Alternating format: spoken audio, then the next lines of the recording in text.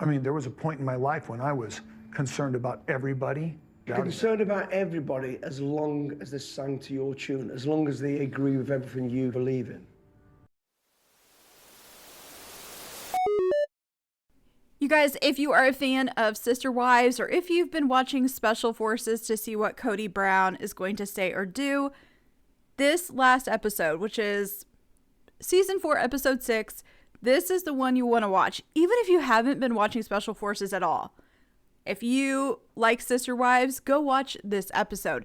I have so many clips I want to put in, but I have to be honest with you guys, this is one of the only shows that I've gotten a copyright claim for here recently, and so I have to be careful. But there's so much stuff I could put in. He talks about his kids. He talks about his relationships with his ex-wives. It's not a lot, but I do think it's more than we get on Sister Wives sometimes. So it's worth going back to watch. But there's also one more thing that I realized when I was watching it. They don't like him. The other people that are participating in the show do not like Kody, and I don't know if I just wasn't realizing it or what, but it becomes very apparent in episode 6. Everyone's tired of him. So number 4.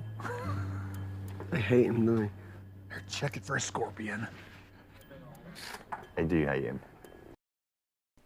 Honestly, you guys, a lot of this episode focused on Kody. It wasn't specifically him, but he was just brought up quite a bit. There was a part of it where he was paired up with Sean Johnson East, and you know, she has done incredibly well all season. It's really been interesting to watch her. She's so driven and athletic. She just focuses and gets things done. It's not really surprising given that she was a gymnast and so successful. But she is paired up with Kody to do a mission where they have to go, and I believe they have to find something that has a code on it, and they have to extract a hostage. When they go to do this, they don't communicate at all. And I think a little bit of it was actually both of them. But I also think Kody just focuses so much on what he wants and what he wants done that he doesn't realize if he's leaving people behind, which is exactly what he does. He leaves Sean in the compound on her own trying to find the code, and ultimately they fail. And Sean is really, really upset by this, and it just sort of leads to more eyes being on Kody and focusing on how he doesn't communicate well, how he annoys everyone. I feel like the show just shifted over to Kody and all of his issues. Now, Brianna Chicken Fry, she has been vocal about how she didn't care for Kody, how she didn't really like him, but we get to see it in this episode. We hear her directly talk to Kody about how he needs to step back sometimes. We got in there. Yeah, that's key. Gotta talk. I think for challenges moving forward, you need to stop trying to take leadership and follow behind. I'm fine with that. I love how he says he's fine with that. We know he is absolutely not fine with that. I don't even think he knows how to do that. I don't think he knows how to let other people lead the way, even when he doesn't know what he's doing. I also think Kody has been on television for a very long time. I think he can be incredibly dramatic, and I think that's sort of what he's doing. A part of me wonders if it's just his personality now. I think he was very dramatic before, very theatrical, and then it just got worse. Like, it became a part of who he was, and he was rewarded for it. The show continued and went on. And so here he is in an atmosphere where he can really lean into being this masculine man, and he's like playing it all up, and I think it's annoying the crap out of everyone else that is there.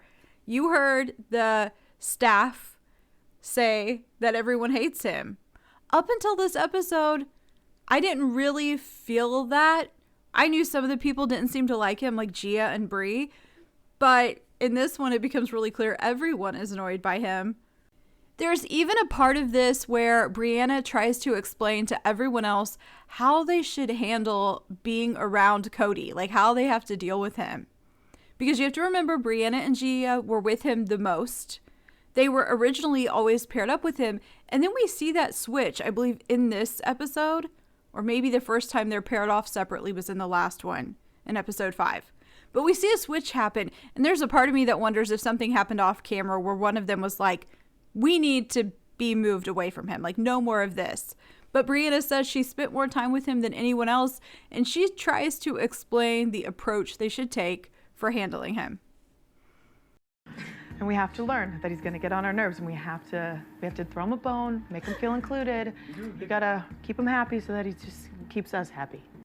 After Bree says that, Randall says, you're special to be able to do that.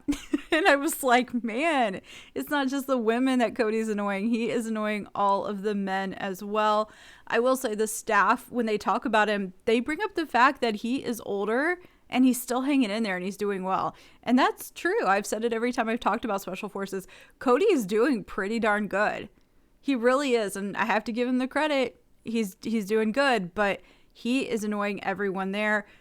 There's a point in the show where Sean is sharing about her career and some of the issues that she's had trying to kind of get past being a gymnast and move on in her life and how she's a perfectionist, and she's sharing stuff, right?